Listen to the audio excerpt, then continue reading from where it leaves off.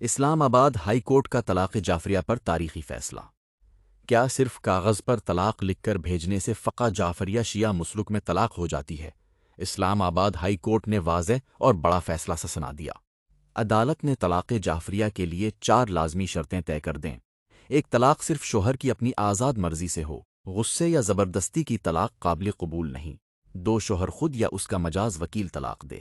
3، عربی الفاظ صیغہ طلاق زبان سے ادا کرنا فرض ہے۔ 4، صیغہ پڑھتے وقت کم از کم 2 عادل مسلمان مرد گواہ موقع پر موجود ہوں۔ عدالت کا بڑا رولنگ۔ قانون میں لکھا لفظ میں کر سکتا ہے یہاں اختیاری نہیں بلکہ مست لازمی ہے۔ جب تک گواہوں کے سامنے زبانی عربی صیغہ نہیں پڑھا جائے گا تب تک طلاق مؤثر افیکٹو نہیں ہوگی، چاہے کتنے ہی کاغذی نوٹس بھیج دیے جائیں۔